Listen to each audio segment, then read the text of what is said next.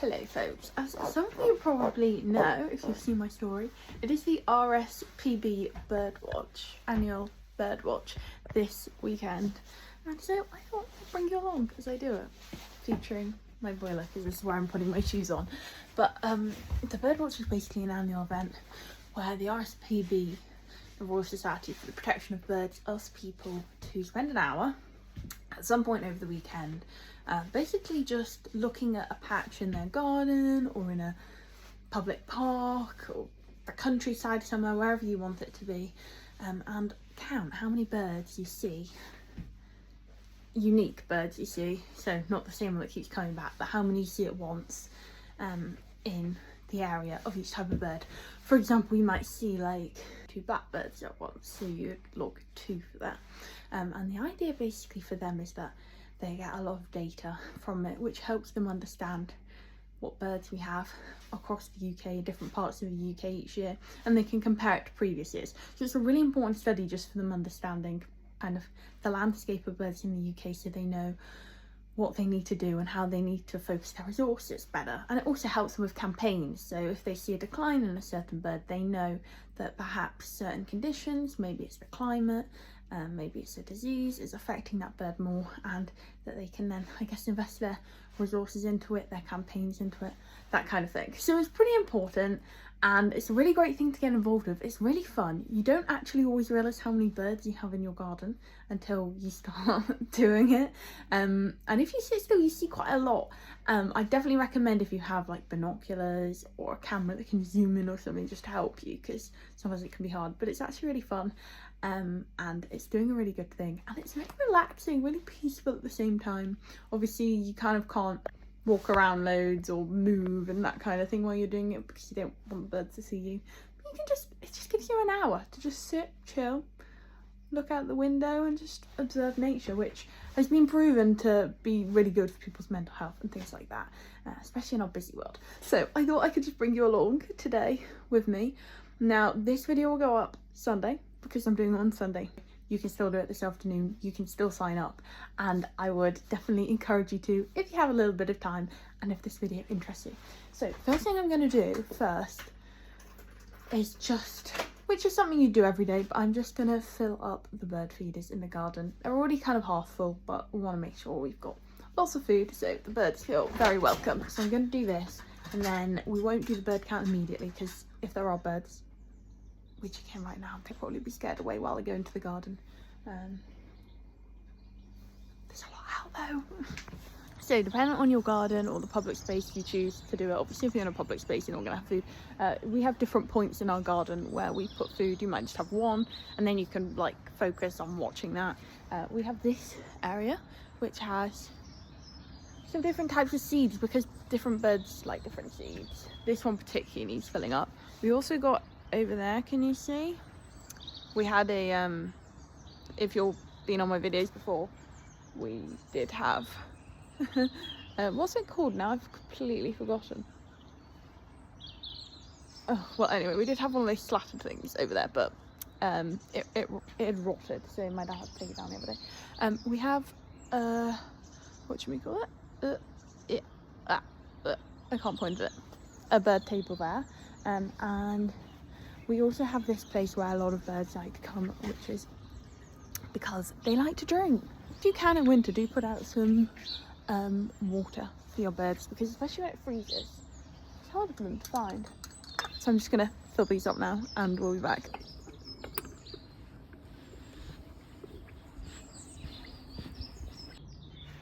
You can hear loads of birds, which is a good sign. The dawn chorus.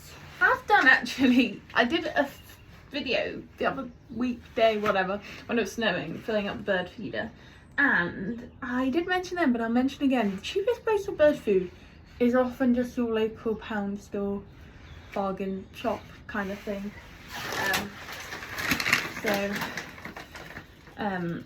Look there if you want something affordable, but you know what, just digging in your garden, like planting something, helps the birds, because when you dig you're turning the soil, and you shouldn't do that too much for the soil quality, but if you're digging in a particular area you might notice that often if you're gardening a robin will come up and might follow you at a distance or closely if they're familiar with you, because robins can actually recognise humans' faces because they understand them as a source of food.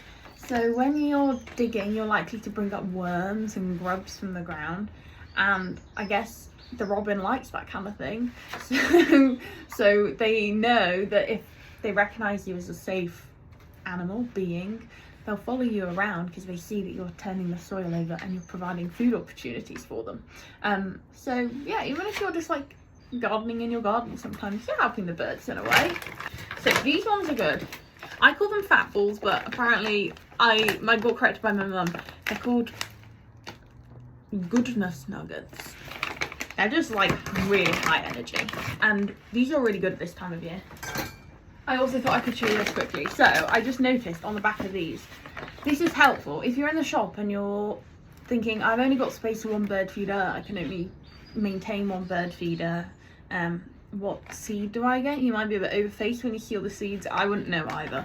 But on the back, it will tell you what seed, what birds like the particular seed that is in the packet. So if you're looking in your garden, you see I've got a lot of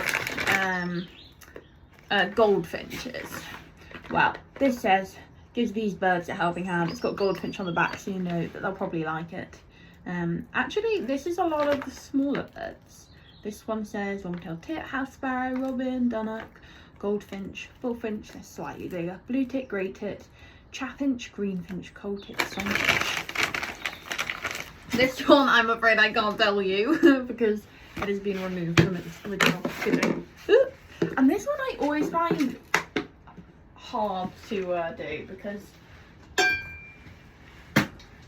it's so fine, it just pours out the gaps. Right, wish me luck.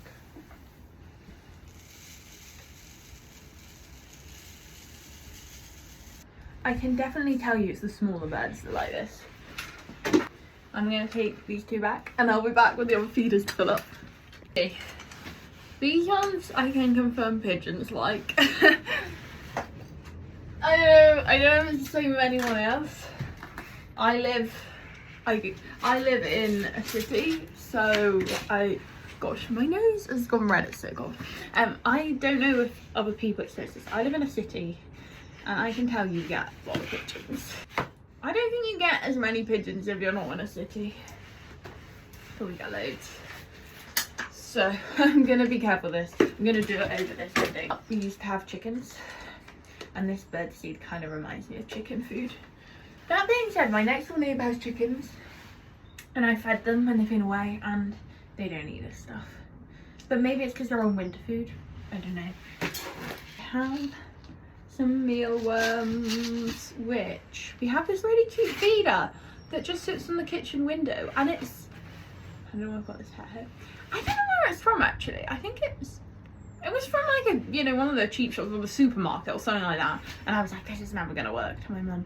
And we actually get loads there, and we put mealworm in it because they like that. And I'm also gonna put some of these in a couple of other locations in the garden. Just because of this time of year, but it will help. Gotta say, they don't quite appeal to me. They look like they're from I'm a Celebrity. The weird thing is, when they move, I'm sorry if you're vegetarian, just skip like the next 30 seconds. The weird thing is when they slide in there, I know they're dried and they're dead, but they still look alive. And it's like, ugh. But I'm not a buggerphobe. I like bugs. I just keep, every time I go to pick them up, I'm like, wait, they're moving. Are they alive? But they're not, they're dried. Anyway, enough of my tangents. Let's go and put these away. Away, or just down.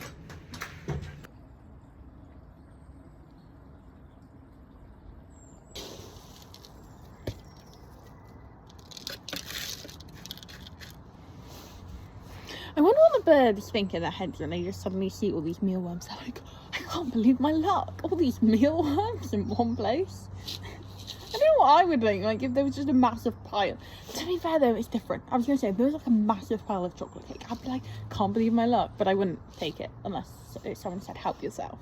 If there was a massive pan of chocolate cake I came across, someone said help yourself, I'd probably be like, wow, just my luck. Probably like the birds, or they see the mealworms. I digress. Let me just go and put some of these in some different places. I'm gonna go and fill these up. This is full, so that's good. You know who also likes mealworms? Because I'm clearly obsessed with mealworms today. Don't worry, we'll get to birds soon. The fox.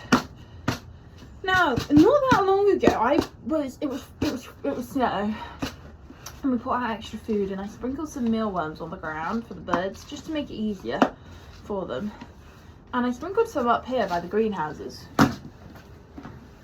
And we, like, the next day, no one really went for them, so I thought, maybe it wasn't worth it. Anyway, the next day, there were 3 foxes. Is it fox or foxes? I'm sorry, I'm not exactly sure. 3 foxes. The fox. The 3 foxes? I'm gonna go with foxes. Correct me, people who are good at grammar. But 3. 2 adult ones and, I don't know, an adolescent, I guess. And they were eating the mealworms, so they were obviously struggling. Now, I don't think you're actually supposed to feed fox because you don't want them to get habituated, I think is the word, where they become unafraid of humans. The reason is because then it can become dangerous for both the fox and for the humans. So, I mean, in some cases, maybe if it's injured, it would be appropriate. I would read online guidelines though from maybe the RSPCA or something. Or maybe something like the Wildlife Trust. They'd probably be able to give you advice. But to my understanding, we're not supposed to feed them. It's just on this occasion, they went for the bird food.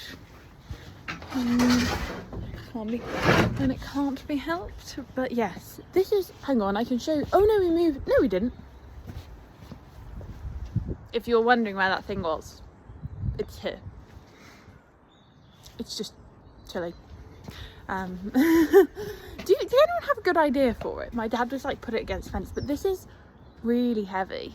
So if anyone has a good idea of what we can do with one of those, it's quite large. I mean, if not, we're just gonna have to cut it up.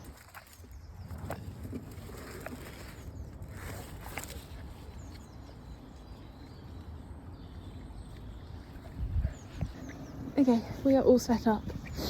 Now I've had the birds, it's time for my own breakfast. Now we're not going to go in the garden for a bit because we want them to feel comfortable that they can go and feed.